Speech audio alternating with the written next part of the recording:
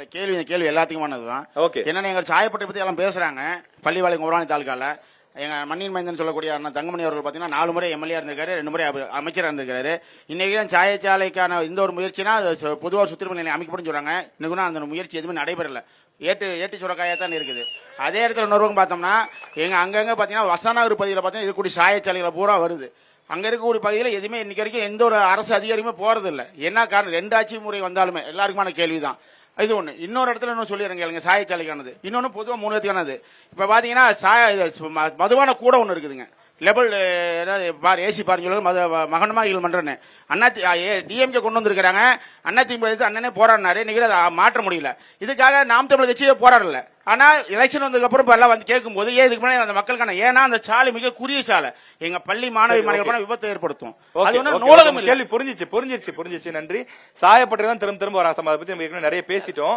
ஆனா இந்த நியூஸ் தமிழ் தொலைக்காட்சியினுடைய தேர்தல் பயணத்தின் மூலமாக நாமக்கல் மாவட்டத்தினுடைய பெரும்பாலான பகுதி மக்களுடைய கோரிக்கையா சாயப்பட்டறை கழிவுகளை வந்து சுத்திகரிக்கணும், அதை கொண்டு போய் அப்படியே காவிரியில கொட்டிடுறீங்க, ஏகப்பட்ட நோய்கள் உருவாகுது. அது நாமக்கல் மாவட்டத்துக்கு மட்டும் தீங்கு இல்ல, பல மாவட்டங்களுக்கு தீங்குகளை சேர்க்குது அப்படிங்கிறது மக்களுடைய கருத்தா இருக்கு. நம்ம நேரடியா பார்த்தோம். ஷாம், அடுத்த கேள்வி போயிடலாம்.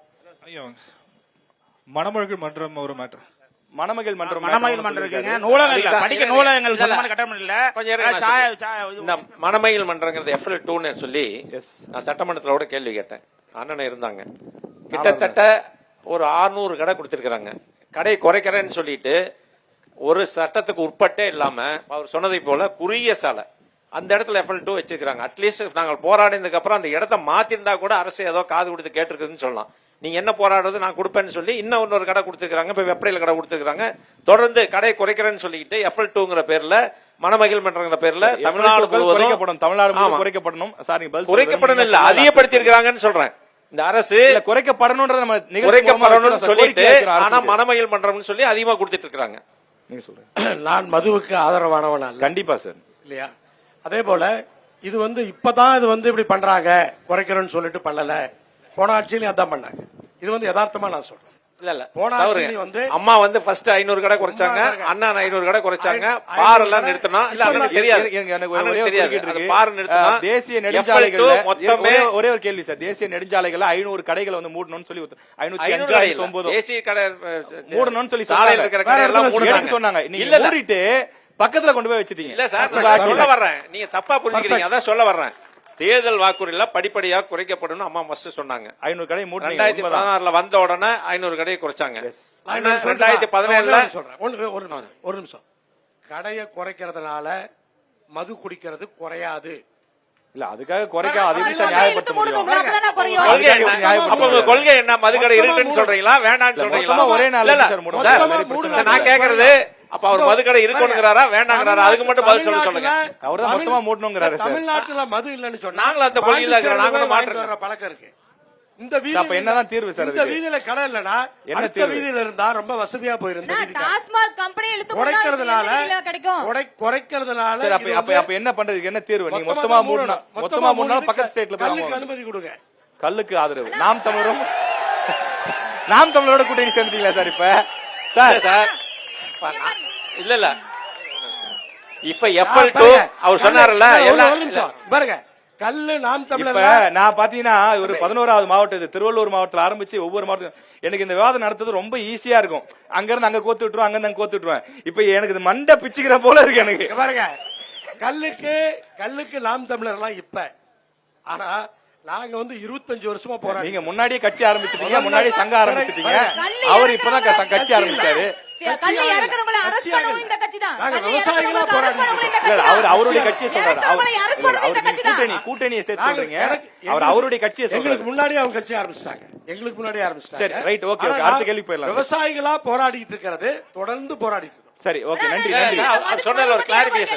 அது நாம் தமிழர் கட்சி பத்தி தெரிஞ்சுதானே. ஒரு சொட்டு சாராயம் இல்லாத தமிழ்நாடு தெரியுமே எல்லாருக்கும். நானே சொல்லிட்டேன் உங்க சார்பில். பாருங்க, அண்ணன் சொன்னாங்க இது தொடர்ந்து இந்த FL2 தொடர்ந்து வருதுனாங்க 10 வருஷம். இருங்க அவங்க பேசுவாங்க, கொஞ்சம் பொறுமையா இருங்க, அவங்க பேசுவாங்க. FL2 அவர் சொன்னார் தொடர்ந்து கொடுத்துட்டு இருக்காங்கன்னு. 10 வருஷத்துல மொத்தமே 47 கடை கொடுத்துருக்கோம். அது இது மாதிரி FL2ங்கிறது ஒரு 5-6 தான் கொடுத்துருப்போம். மீதி எல்லாம் ஹோட்டல் கொடுத்தது தான். இப்ப எவ்வளவு கடை கொடுத்துருக்காங்க? இல்ல மேபி நீங்க அந்த இதுக்கு துறையினுடைய என்ன- அமைச்சரா இருந்ததுனால குறையுது புரிதலோட இல்ல. சொல்றீங்க. குறையுது இல்ல. அவரால் அதுக்கு பதில் சொல்ல அவங்க முடியாது. இப்படி அதனால அது அவர் அவ்வளவு சரியா சொன்னார் இருக்குமான்னு ஒருத்தர். தெரியல. இல்ல சார், நம்ம அவர் மாவட்டம் சொன்னார்ல, சார்ந்த இல்ல விஷயம் தான் சொல்றேன். பரவாயில்ல. அது நீங்க என்ன சொல்றீங்க? கேள்வி சரியா இருக்குமான்னு எனக்கு இல்ல சார், தெரியல என்ன சார். சொல்றேன்னு கேட்டுங்க. அவர் சொன்னார்ல ஒரு 20 அடி கூட ரோடு இல்ல, 12 அடி இல்ல தான் சார், road. நீங்க சொல்றது எனக்கு அந்த புரியுது. இடத்துலயே கடை குற்றச்சாட்டு ஓகே. வச்சிருக்காங்க. அதுக்கு பதில் அவர் சொல்ல முடியாது இல்லங்கற. உங்களுக்கு தெரியாது இல்ல. சொன்னதனால சொன்னேன். அவர் புரியுது, சொல்ல புரியுது. முடியாது, நான் ஒத்துக்கிறேன். அதுதான். அதனால அந்த கேள்வி கடந்துடலாம்ன்ற. சார், அண்ணன் எனக்கு ஒரு கேள்வி correct. இருக்கு. சொல்லுங்க, சொல்லுங்க. மதுக்கடை பத்தி அண்ணா, கொமராபாளையத்துல இருந்து பள்ளிப்பாளைய ரோட்ல ஆவத்திப்பாளையத்துல இருந்து அக்ராகரத்துல ஒரு கடை, இந்த பக்கம் மொத்தமா 3 கடை பள்ளிப்பாளையம் வரைக்கும் இருந்துச்சு. அதை க்ளோஸ் பண்ணிட்டு இப்ப ஆவத்திப்பாளையத்துல இருந்து உள்ள போறோம் இல்லைங்களா, சமயசங்கிலி ரோடு, அதை தரம் உயர்த்தி இருக்குங்க. நான் 3 கடையும் ஒன்னா பண்ணி தரம் உயர்த்திருங்க. 2 ஏக்கர்ல 2 ஏக்கர் பரப்பல்ல அந்த மதுக்கடை செயல்பட்டு எப்ப தரம் உயர்த்துது? இல்ல ரேஷன் கிடையாது, தரம் வச்சிருக்காங்க. அத சொல்லுங்க. ஆமாண்ணா, தரம் இல்ல, பள்ளி உயர்த்தினா நீங்க எங்க இருக்கீங்க? பள்ளிவாசல் தான் இருக்கீங்க, இளையமலை தான் இருக்கீங்க. ஆமாங்கண்ணா. இருங்க, இருங்க, நான் கேக்குறது.